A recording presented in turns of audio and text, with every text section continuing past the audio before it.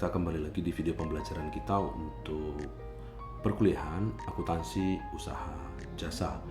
Nah, video kali ini saya akan menjelaskan kepada kalian apa yang menjadi materi tentang proses pencatatan di dalam akuntansi. Dalam hal ini, karena perkuliahan kita masih membahas tentang akuntansi usaha jasa, maka fokus pembicaraan kita adalah tentang akuntansi untuk usaha jasa atau proses pencatatan untuk akuntansi usaha jasa. Nah, proses pembelajaran kita nantinya akan berjalan melalui video pembelajaran ini, dan saya harap kalian sudah akan bisa nanti memahami dengan baik apa yang menjadi materi yang saya jelaskan di sini, dan nanti akan dapat kalian gunakan untuk bisa mengerjakan berbagai target penyelesaiannya kita yang akan kalian coba pelajari nanti di sini, teman-teman sekalian. Seperti itu. Baik, kita coba lihat apa yang menjadi materi kita. Saya akan mulai pertama ya teman-teman. Baik, ini kita akan bahas tentang apa dulu yang udah kita bahas di chapter pertama, di bagian pertama pembelajaran kita. Yang pertama itu adalah ketika kita kemarin itu sudah melakukan yang namanya pemahaman tentang persamaan dasar akuntansi atau yang disebut sebagai accounting equation. Seperti itu ya, accounting equation. Nah, sekarang kalau saya coba tanyakan kepada kalian teman-teman sekalian untuk bisa menghantarkan materi ini kepada kalian, apakah kamu pikirkan ya, kira-kira menurut kamu, apakah kalau kita melakukan proses pencatatan seperti yang kita lakukan kemarin di dalam berbagai tugasnya kita di chapter pertama kemarin, itu akan dapat kita lakukan kalau kira-kira perusahaannya kita itu sudah menjadi lebih besar dan semakin besar lagi. Nah, ini menjadi pertanyaan bagi kalian. Kira-kira kalau bisnis kita itu semakin besar, proses dari pencatatan seperti yang dilakukan di accounting equation kemarin, yang ini kemarin ya, yang di accounting equation ini kemarin, apakah kemudian akan bisa kita gunakan kalau perusahaan kita atau bisnis kita itu sudah semakin besar lagi skopnya, yang ini ya, penggunaan dengan persamaan dasar akuntansi tadi. Nah, jawabannya tentu tidak bisa, teman-teman ya. Tidak bisa. Kenapa? Karena kalau kita menggunakan seperti halnya yang sudah kita kerjakan di dalam pengerjaan tabular dari ya persamaan dasar akuntansi itu atau accounting equation yang kemarin, maka dalam hal ini kita tidak akan bisa bekerja secara efisien ya. Artinya semakin banyak nanti aktivitas, itu akan semakin kurang dapat kita lakukan yang namanya penelusuran ya, penelusuran yang baik, serta juga tidak dapat memastikan apakah pekerjaan kita itu sudah benar atau tidak, seperti itu.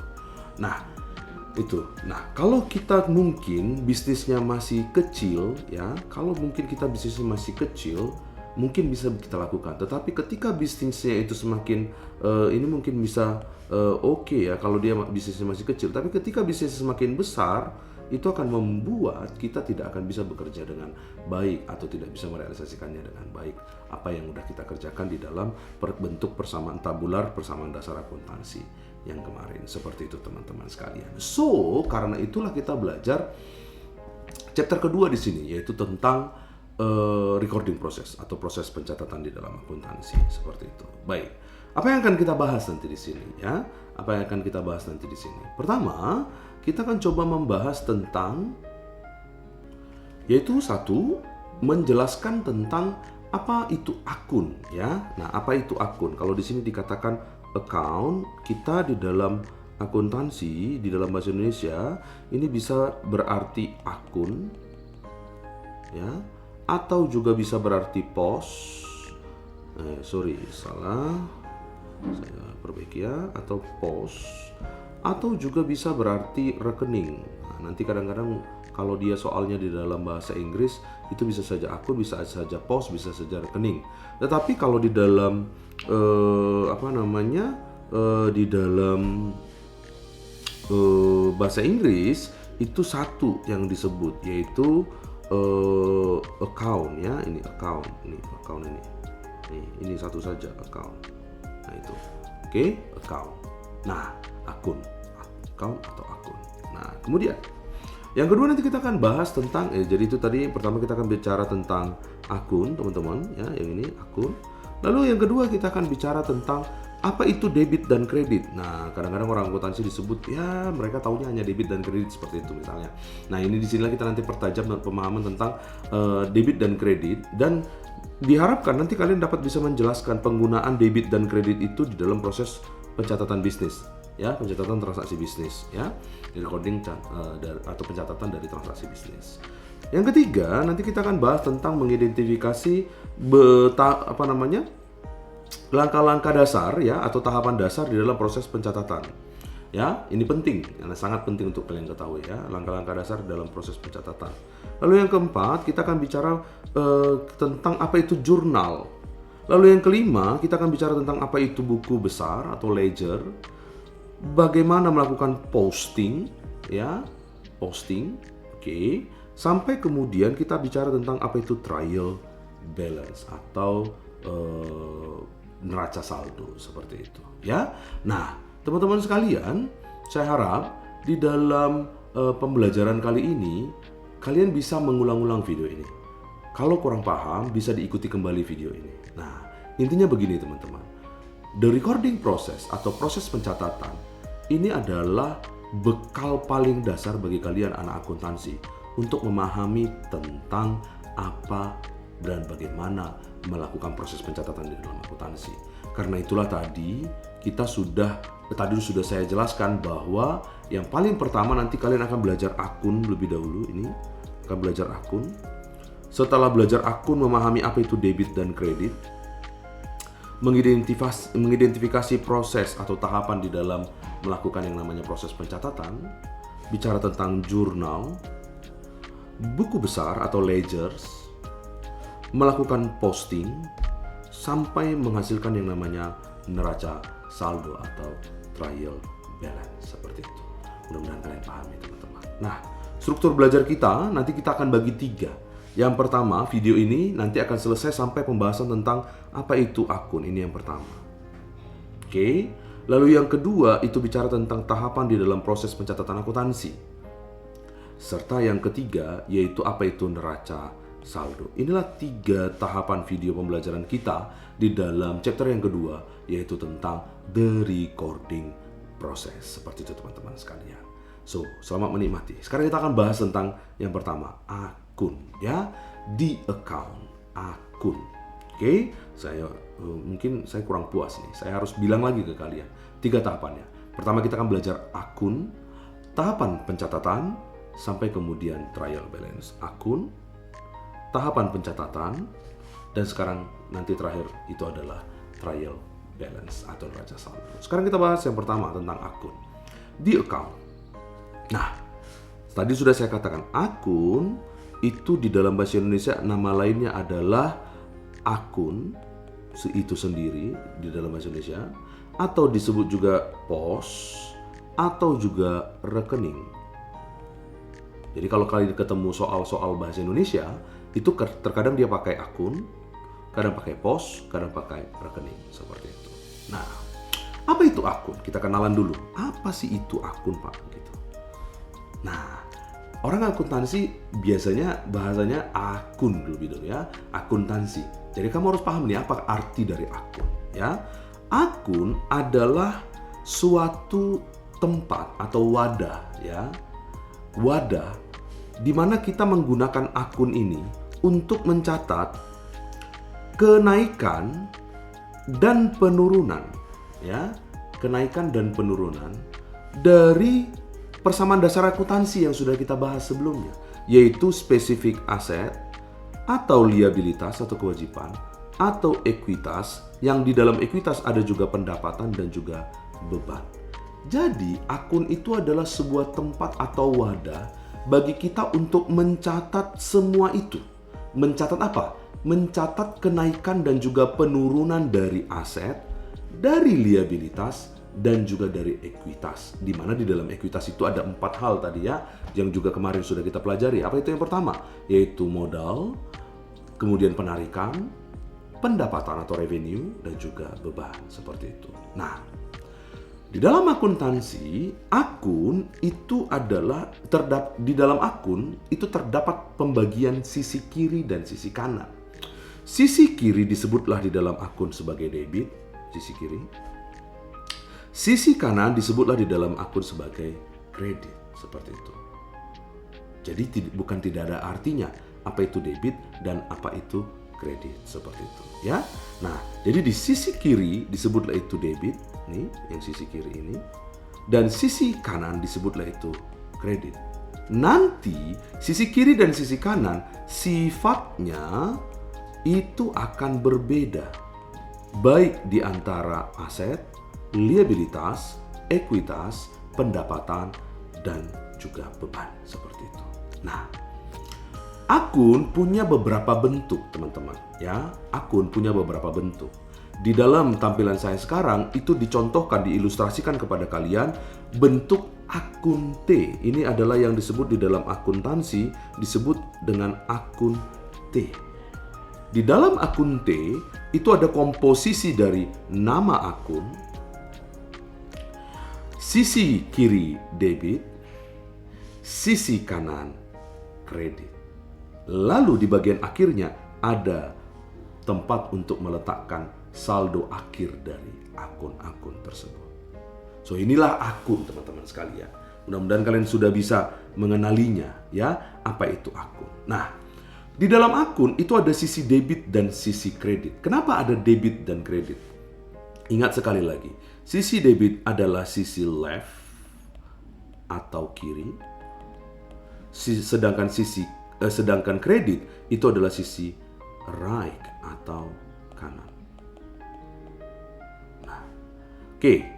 Akuntansi seperti yang udah pernah saya jelaskan, dulunya itu dahulu kala hanya mengenal yang namanya single entry bookkeeping, ya, single entry bookkeeping. Tetapi sekarang semakin majunya teknologi, semakin majunya zaman dan perkembangan keilmuan akuntansi, sekarang kita mengenal hanya yang namanya double entry system of bookkeeping, seperti itu. Di mana pencatatan berpasangan atau double entry ini adalah pencatatan berpasangan, ya, pencatatan berpasangan. Di mana di dalam double entry bookkeeping system, ya, double entry bookkeeping system, setiap transaksi harus mempengaruhi, ya, harus mempengaruhi dua atau lebih akun. Jadi harus berdampak kepada dua atau lebih untuk dapat menjaga persamaan dasar akuntansi itu tetap pada saldo yang sama, seperti itu. Persamaan dasar akuntansi tetap pada saldo yang sama. Nah, pencatatan akuntansi di dalam double entry bookkeeping itu akan mencatat dengan mendebit paling tidak satu akun dan mengkredit akun yang lainnya. Nah, ingat, dalam pencatatan akuntansi di double entry system book of bookkeeping, jumlah yang didebitkan harus sama dengan jumlah yang dikreditkan, must equal, seperti itu, ya, harus sama dengan jumlah yang dikreditkan, seperti itu. Nanti kita mudah untuk lihat dengan contoh. Misalnya, kalau jumlah debit lebih besar dari kredit, maka akan terjadi saldo yang tidak balance atau tidak sesuai, ya. Bukan maksud saldo yang tidak balance. Sekali lagi saya perbaiki, bukan itu maksud saya, ya. Saya ulangi. Dalam konteks debit dan kredit di dalam akun, ini penjelasannya. Dalam konteks debit dan kredit di dalam akun, ya, debit dan kredit di dalam akun. Jika sisi debit, ya, jumlah di sisi debit lebih besar, ya, saya perbaiki ulang.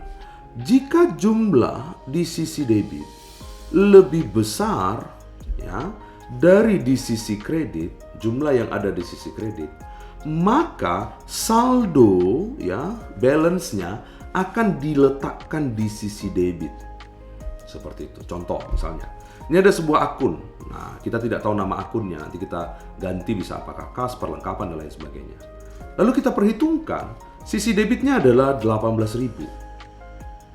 Ya, totalnya 18.000. Sedangkan sisi kreditnya itu 3.000. Berarti sisi debitnya lebih besar daripada sisi kreditnya. Maka kalau sisi debitnya lebih besar dari sisi kreditnya, selisih di antara debit dan kredit itu akan diletakkan sebagai saldo pada sisi yang lebih besar nilainya. maka selisih dari debit dengan kredit adalah 15.000, maka saldonya akan dicatat di sisi debit karena debit lebih besar jumlahnya, yaitu sebesar 15.000 rupiah. Jadi terdapat transaksi, ada 3 transaksi, 2, 3, tapi kemudian dari 3 itu dihitunglah bahwa sisi debit jumlah saldonya lebih besar daripada sisi kredit, maka selisih dari debit dan kredit itu akan dinyatakan sebagai saldo dan ditempatkan pada sisi di mana jumlah yang lebih besar terjadi, seperti itu. Nah, itu rules dari akun seperti itu. Sebaliknya, kalau jumlah yang ada di sisi debit kurang dari jumlah yang ada di sisi kredit, maka saldo dari akun tersebut akan diletakkan di sisi kreditnya. Contoh, ini misalnya ada satu akun, sisi debitnya itu cuma 10.000, sedangkan sisi kreditnya itu ada 11.000 rupiah. Ini ya, 11.000 rupiah. Nah, berarti sisi kreditnya itu lebih besar daripada sisi debitnya, atau sisi debitnya lebih kecil daripada sisi kreditnya. Berarti selisih di antara kredit dengan debit ini akan diletakkan di saldo yang lebih besar atau yang terbesar. Maka yang 1.000 itu diletakkan di sisi kredit, seperti itu, sebagai bagian dari saldonya. Seperti itu teman-teman sekalian. Mudah-mudahan kalian bisa pahami ya. Nah, itu contoh pelaksanaannya. Baik.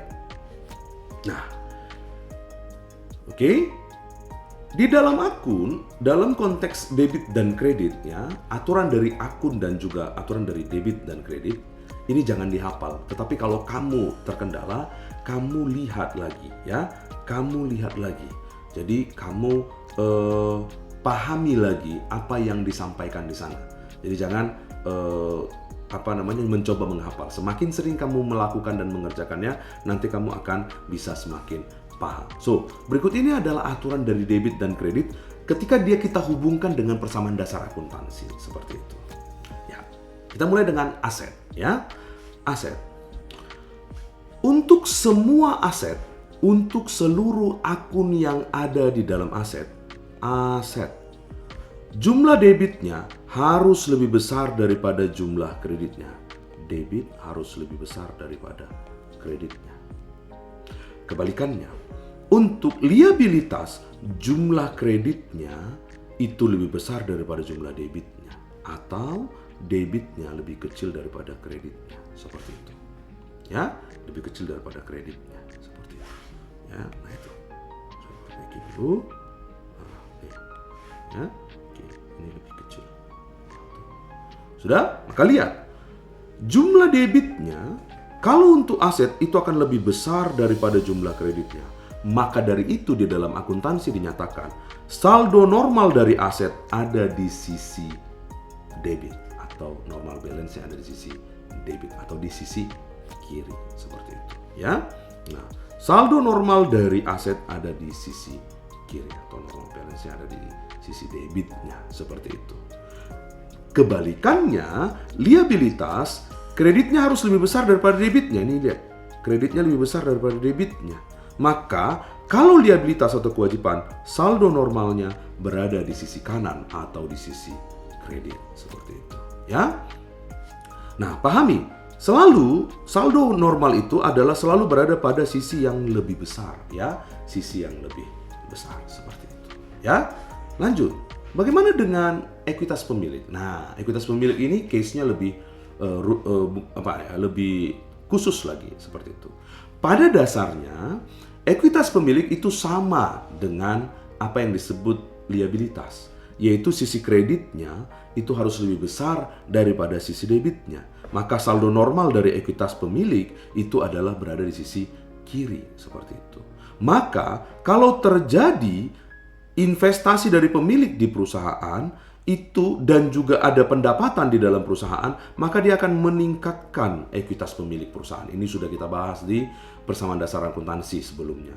Kalau ada tambahan investasi, pendapatan itu akan meningkatkan, increasing ya, owner's equity. Maka dikreditkanlah hal tersebut seluruhnya, seperti itu.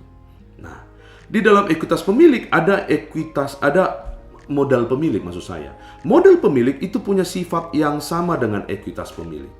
Sifatnya sama, yaitu kreditnya harus lebih besar daripada debitnya. Maka kalau kreditnya lebih besar daripada debitnya, berarti saldo normalnya ada di sisi kredit. Kebalikannya untuk owner's drawing.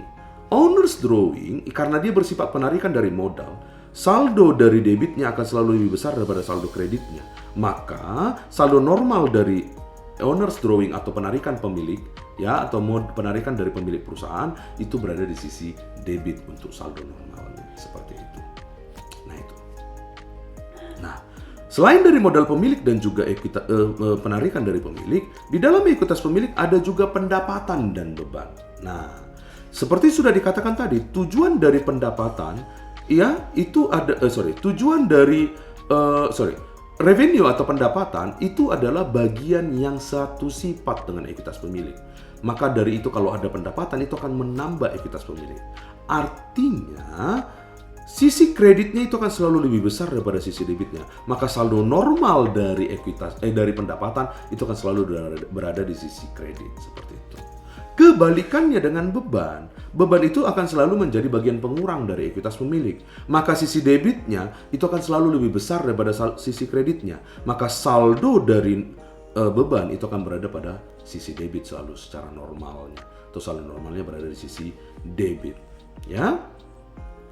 Nah, kenapa begitu? Karena pendapatan itu adalah bertujuan untuk dikumpulkannya berbagai manfaat yang dihasilkan oleh pemilik perusahaan dari perusahaan yang dia rintis, ya.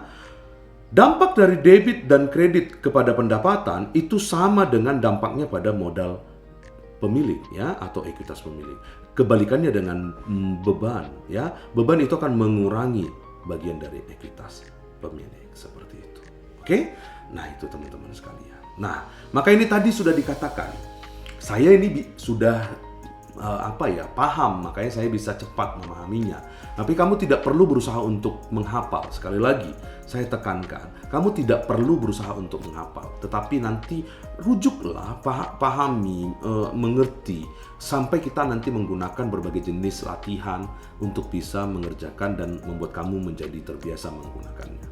Nah ingat, aset itu adalah berada saldo normalnya dengan debit, maka dia akan selalu di sisi debit, maka saldo debitnya akan selalu lebih besar. Sama dengan beban, saldo normalnya akan selalu di sisi debit atau di sisi kiri, maka jumlah sisi debitnya akan selalu lebih besar. Kebalikannya, saldo normal kredit itu ada pada kewajiban atau hutang usaha, di mana dia akan selalu lebih besar sisi kreditnya, maka saldo normalnya akan selalu berada di sisi kredit. Normalnya saldonya akan berada di sisi kredit. Demikian juga dengan ekuitas pemilik atau modal pemilik, sisi kreditnya akan selalu lebih besar dan saldo normalnya akan berada di sisi kredit. Demikian juga pendapatan, sisi kreditnya akan selalu lebih besar dan kemudian saldo normalnya akan berada di sisi kredit, seperti itu, ya.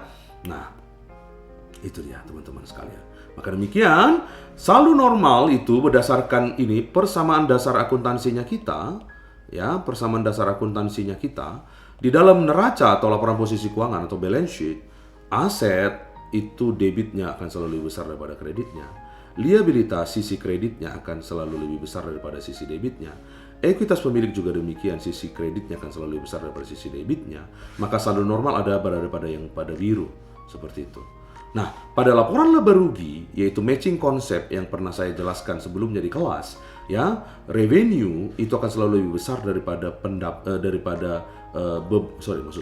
revenue itu akan selalu berada di sisi kredit, sehingga sisi kreditnya itu akan selalu lebih besar daripada sisi debitnya. Tetapi sebaliknya, beban, sisi debitnya akan selalu lebih besar daripada sisi kreditnya, seperti itu. Ya, maka summary dari rules dari debit dan kredit ini dinyatakan di dalam sini berdasarkan persamaan dasar akuntansinya kita ini, ya. Ini yang paling lengkap untuk setiap persamaan dasar akuntansi. Aset itu saldo normalnya di sisi debit, liabilitas di sisi kredit, modal pemilik di sisi kredit, owner's drawing di sisi debit, pendapatan di sisi kredit, dan beban di sisi kredit. Aset kalau terjadi penambahan didebitkan, tapi kalau jadi pengurangan dikreditkan. Liabilitas kalau terjadi penambahan itu dikreditkan, sedangkan kalau pengurangan didebitkan. Modal pemilik kalau terjadi penambahan ada dikreditkan, maka kalau berkurang itu didebitkan. Penarikan pemilik kalau terjadi berarti kalau penambahan berarti itu didebitkan, sedangkan kalau berkurang dikreditkan. Oke, pendapatan kalau bertambah dikreditkan, sedangkan kalau berkurang itu didebitkan. Beban kalau bertambah didebitkan, kalau berkurang dikreditkan, seperti itu, ya. Maka selalu harus kalian pahami bahwa persamaan itu akan menjaga kita, ya. Persamaan itu akan menjaga kita untuk terus bisa memiliki saldo yang sama pada setiap transaksi. Maka dalam kondisi itu, jumlah yang ada di debit akan selalu sama dengan jumlah yang ada di sisi kreditnya, seperti itu. So, itulah teman-teman pemahaman tentang akun dan juga rules atau aturan dari debit dan kredit. Mudah-mudahan kalian bisa pahami dan saya harap kalian bisa menggunakannya nanti di dalam tahapan pencatatannya kita. Seperti itu. Thank you. Sampai ketemu di section berikutnya.